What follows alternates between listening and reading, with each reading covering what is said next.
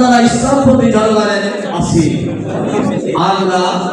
আমরাও চাই নতুন করে একটা বন্দোবস্ত, নতুন করে একটা ব্যবস্থাপনা। সেই ব্যবস্থাপনা হলো আমাদের উন্নয়ন হলো বিগত 53 বছরে বাংলাদেশ স্বাধীনের পর চলে গেছে, কিন্তু এদেশের মানুষের কাঙ্ক্ষিত মুক্তি আসেনি, মানুষের ভাগ্যের পরিবর্তন হয় নাই, দফার পরিবর্তন হয়েছে। আমরা 6 দফা দেখেছি, 11 দফা দেখেছি, 22 দফা দেখেছি, অনেক দফার পরিবর্তন হয়েছে, বাংলার অনেক রূপের পরিবর্তন হয়েছে। আমরা সোনার বাংলা দেখেছি, সবুজ বাংলা দেখেছি, নতুন বাংলা দেখেছি, সর্বশেষ আমরা ডিজিটাল বাংলা দেখেছি, কিন্তু কোন বাংলায় এদেশের গরিব দুঃখী মেহনতি মানুষের ভাগ্যের পরিবর্তন করতে পারেনি, তাদের মুখে হাসি ফুটাতে পারেনি।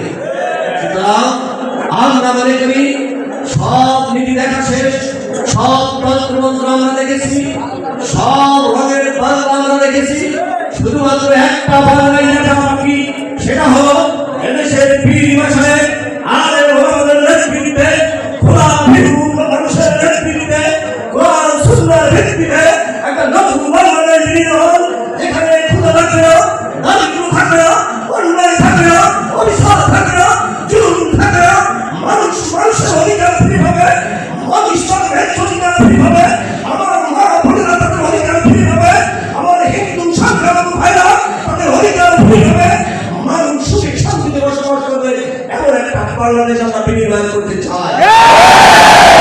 সেটা পুরানো তন্ত্রমন্ত্র দ্বারা সম্ভব নয়, কারণ বিগত 53 বছর যারা দেশ পরিচালনা করেছে তারা জনগণকে কি উপহার দিয়েছে এদেশের মানুষ তা দেখেছে, এদেশের মানুষ দেখেছে সকল দলগুলোকে কিভাবে ব্যান করা হয়েছে, মানুষের বাক স্বাধীনতা কিভাবে কেড়ে নেওয়া হয়েছে, ভোটের অধিকার কিভাবে কেড়ে নেওয়া হয়েছে। বিগত 17 বছরে এদেশের মানুষ একটা বৃহত্তর জেলখানায় বন্দী ছিল, তাদের কথা বলার অধিকার ছিল না, বাক স্বাধীনতা ছিল না, ভোটের অধিকার ছিল না, মত প্রকাশের অধিকার ছিল না, বিশাল এক জেলখানায় মানুষ আবদ্ধ ছিল। দেশের ছাত্র জনতা, কৌমিক জনতার বিপ্লবের কারণে ইসলামী সরকার দেশ থেকে পলায়ন করতে বাধ্য হয়েছে।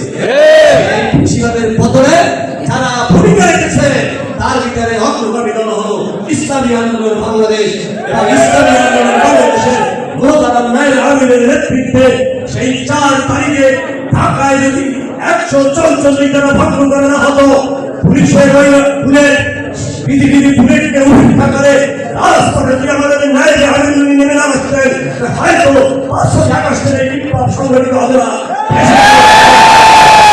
সুতরাং কোন দলই এতভাবে এত প্রকাশ্যে এই শেখ হাসিনার বিরুদ্ধে, ফ্যাসিজমের বিরুদ্ধে আন্দোলন করে নেই, একমাত্র ইসলামী আন্দোলন বাংলাদেশ তারা দলীয় ব্যানারে তারা আন্দোলন করেছে।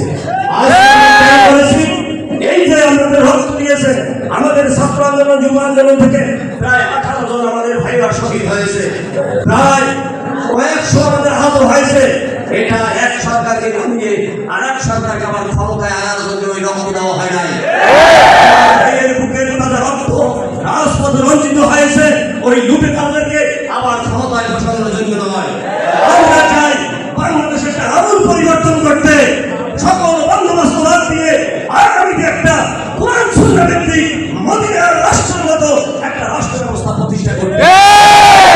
অন্যায় থাকবে না, জুলুম থাকবে না, নির্যাতন থাকবে না, নিষ্পেষণ থাকবে না, একটা সুখী সমৃদ্ধশালী একটা বাংলাদেশ যাতে আমরা করতে পারি। চন্দ্রের নেতৃত্বে, আলেমের নেতৃত্বে সেই চেষ্টা ইসলামী আন্দোলন বাংলাদেশ করে যাচ্ছে।